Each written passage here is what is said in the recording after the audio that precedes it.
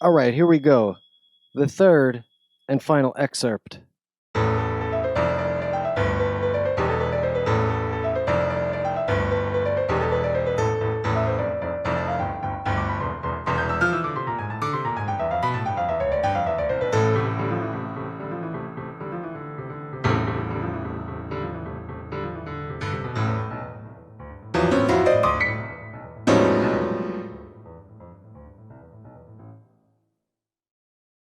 All right, that was pretty crazy, right? Let's hear it slowed down once.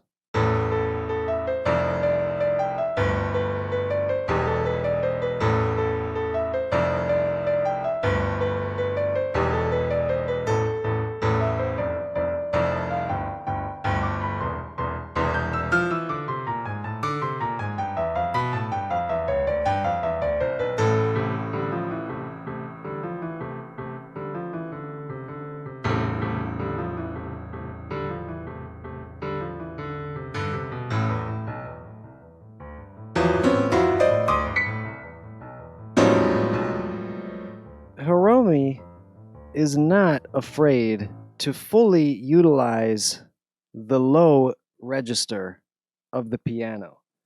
This is not the lowest A on the piano. She uses that one in this excerpt, but this is the second lowest A on the piano. And then she goes even lower. So these chords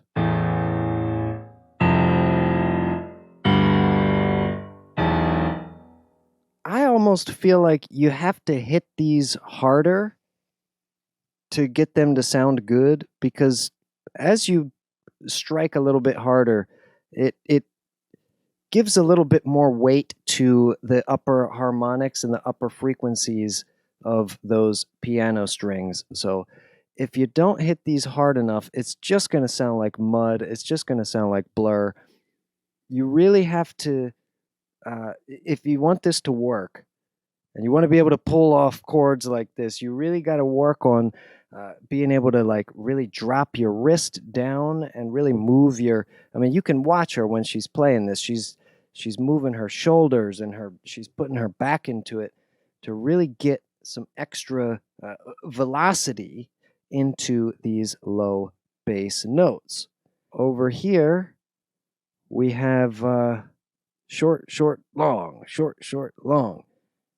And again, even though these are quieter, because they're so nice and short, it never gets muddy. It never gets like unintelligible. You can always kind of feel that groove there because of the short and the long. There's a very high like precision and control. And here's a great one. The octave E's, lowest E on the piano, and the C. It's not a fifth in the middle like the other ones, but still it sounds okay because short, short, and then you have that slam that gives it that upper harmonic sound to it. Really tricky, really wild runs here. I believe that is a 2 or 3 octave span between the left and right hands here. Yes, 3 octaves between the left hand and the right hand. Quick thing here about this B flat, take it with a grain of salt because I heard another performance of this song where it definitely was a B natural. So I don't know. It sounded like she did a B flat on the Olympics version. That's what I was transcribing. So you decide whichever one you like better, as if it makes much of a difference in this. Right? As if people are going to be like, hey, she played a B natural last time. They're not. Um, let's keep it pushing here. We got the scale in the left hand, landing on this gnarly octave. Still not the lowest A on the piano. And there it is. There's the lowest A on the piano. What is that, like 17 ledger lines or something? Here it is. Isn't that just beautiful? Your acoustic piano at home probably doesn't sound as as A-ish as my electronic one here. But by the way, a little quick fun note here, no pun intended. With this low A, nobody can really detect that fundamental frequency with their ears, so it's kind of fun to experiment with combining that A with another note and making it sound like a different note. For instance, B flat. Like, did you really hear that that wasn't a B flat on the bottom? So a little extra secret Owen Adams tip for you guys down there. You can get that A to sound like pretty much any other note. B flat, you can get it to sound like A flat or B or maybe even G. I've used it in the past for. We have this ostinato, continuing with our left hand exploration.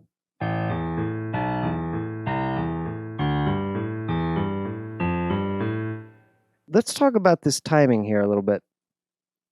Check out the main theme 7/8, 7/8, 7/8, 6/8. Add it all up, what do you get? 27 eighth notes. Check out the left hand ostinato here. Now we're in 9/8, but guess what? It's not just a regular group of 4 9/8 measures, it's only 3. So the cool thing about that is that 3 measures of 9/8 is actually equivalent to 7, 7, 7, 6. 3 nines gives you 27 eighth notes. 7/8, 7/8, 7/8, 6/8 gives you 27 eighth notes. And there's a point later at the end of her solo that she improvises where she's playing the main 7/8 theme, 7/8, 7/8, 7/8, 6/8, over top the left hand 9/8 3-bar repeating pattern. It when I did the math on that and realized that, I was like, I don't know if I want to transcribe and and to try to perform that part. But if I see some like buttons and if I see some comments, I'll definitely do it. I will do it. I will torture myself for your amusement. But I just thought that mathematically that was kind of interesting there. Moving over into the right hand, working our way back. These are, take these with a grain of salt. These are just approximations of kind of based on the highest note that I heard of her. Right? She kind of keeps it pretty equidistant until we get to the last 3, and then she goes a little further up, trying to cover a lot of ground there with her fist slams. And then this random cluster around middle C is there as well. I'm just kind of putting my hand down, but trying to keep my fingers still kind of tight so that I can get some black keys in there as well. Interesting little groove here, similar to the other breakbeat type syncopated rhythm we did earlier.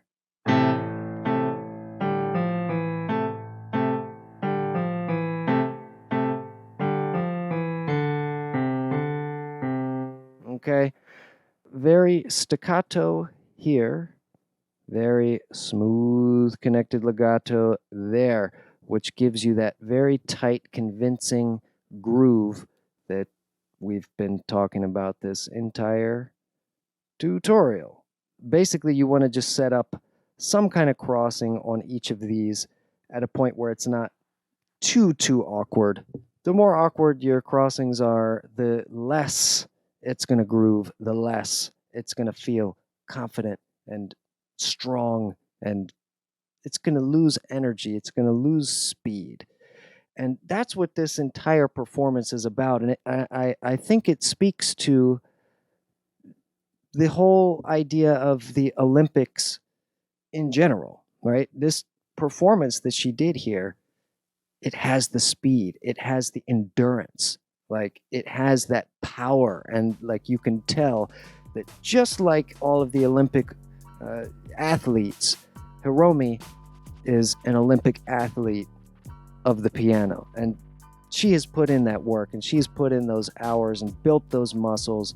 So I don't expect that I'm gonna be able to do what she does anytime soon, but hopefully something in this video you can kind of take and pick and choose some of these little nuggets here, whether it's a fingering trick or a practice perspective, or maybe some different ideas on how to use chords and little clusters and fourths and fifths, how to turn your chords into very impressive, snazzy runs, and how to make your runs a little bit of how to give them a little bit of an unexpected twist at the end by snapping it down instead of always going in the same direction all the way to the top of the piano.